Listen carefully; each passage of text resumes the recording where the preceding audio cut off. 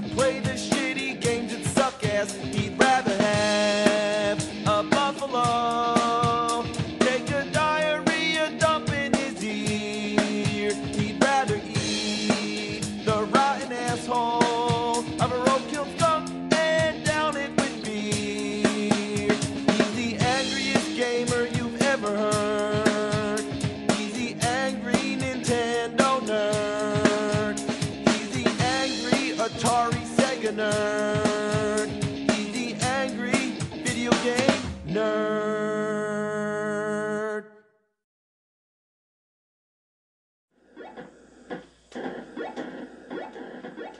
This is a video game. This is what you immediately think of whenever you hear the term. It's the Atari 2600, and it defines the word classic.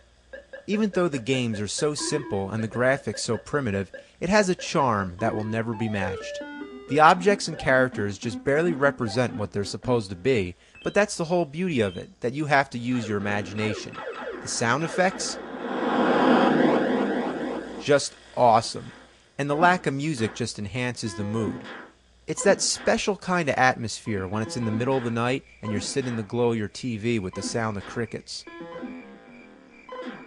The Atari had the longest lifespan of any home video game system, and when people say Atari, they're usually referring to the 2600.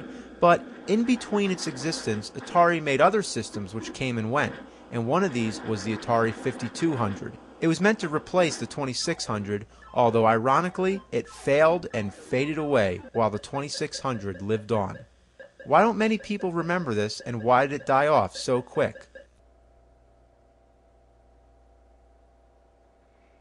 Because it's a pile of fucking shit. Why? Well, just look at it. Look at how huge this beast is. It's ginormous. And why is there a door on it? Is this a video game console or a fucking closet? Even the AC adapter weighs 1,000,000 tons. So, I'm gonna plug this son of a bitch in here. There we go. Get all this shit out of the way. Now, where do I plug the other end in? Doesn't it go into the Atari? Well, you can look all over the system, but there's no power connector. There's a separate box that you have to plug it in. Now, seriously, have you ever seen one of these? Other than the Atari 5200, I haven't. So, you plug this bastard in, and then there's this one wire coming out of the system, so you plug that into the box. Whoa, did you see that? That can't be good. Look, sparks. No joke. So anyway, the AC adapter and TV actually share the same wire.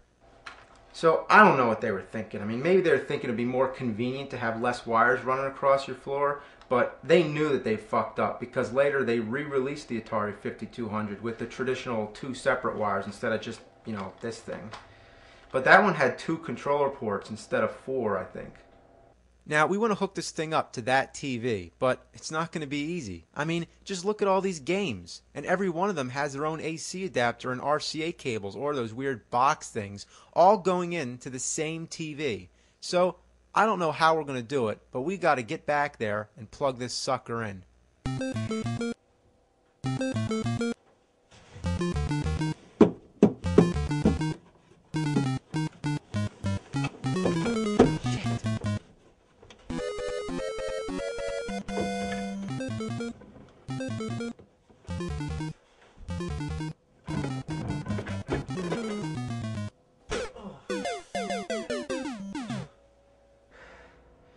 That TV is just out of the question. It's a little too busy back there, but that's okay, because I believe the only true way to play Atari is on an old piece of shit like that.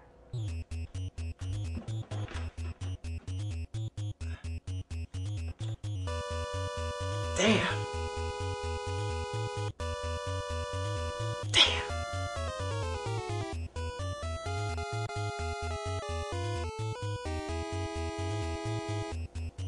Damn, damn!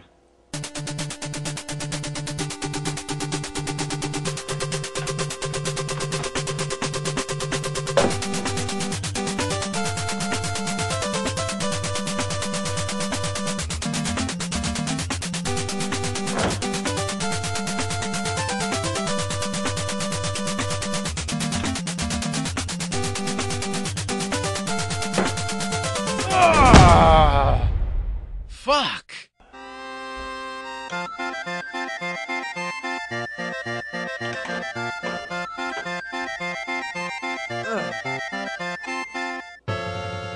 You son of a bitch.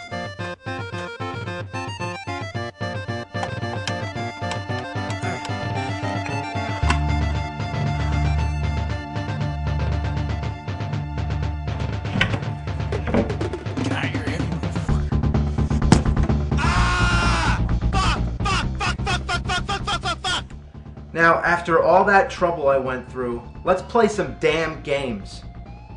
Well, we haven't played the games yet, but I can definitely tell you the cartridges suck because they don't have end labels.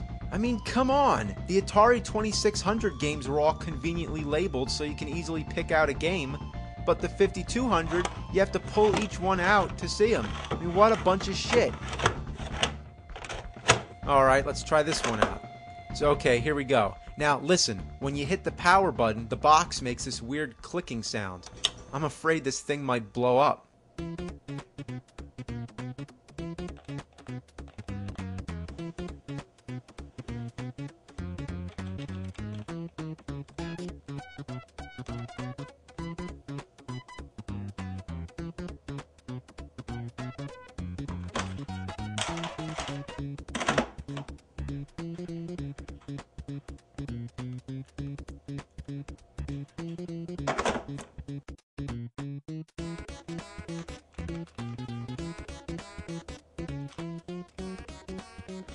This controller is a piece of shit. What's the most important aspect about any fucking game? Well, being able to fucking play it. And what do you need to fucking play it? A fucking controller. So what do you do when the controller doesn't work? You're fucked. This is the reason the system failed. This. In the name of God, heaven and hell, everything in between, every creature on earth, by the far reaches of the galaxy, by the inner rims of the universe, and every megaverse in the ultraverse, let it be known. Let the word be known. This controller is fucking horrible.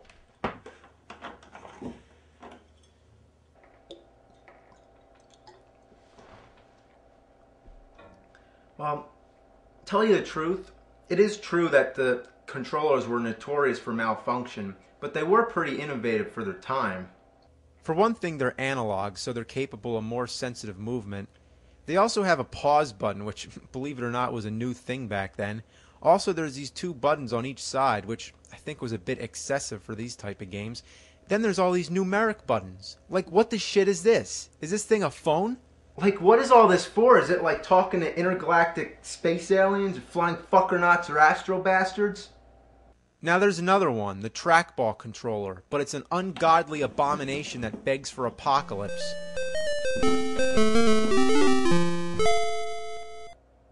Look at it. It's like as big as a VCR or DVD player. It's big enough to be the game system, let alone the controller. Look, it's almost as big as the Nintendo. I mean, no, look, I think it's slightly bigger than the Nintendo. What a beast! But the ultimate question is, does it work? Well, does it?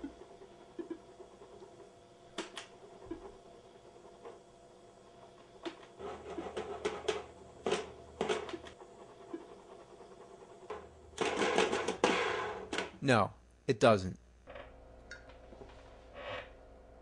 What a piece of shit. Well, we can't play the games, but we could at least look at them.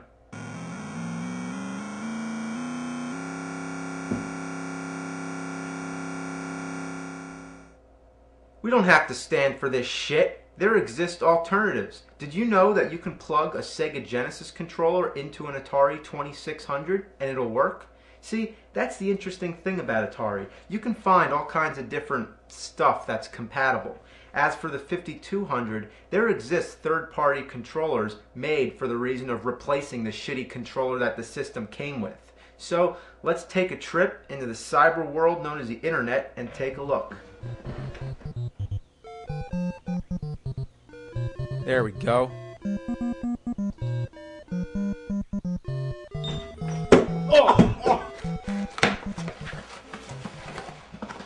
Alright. Okay, let's play this bitch.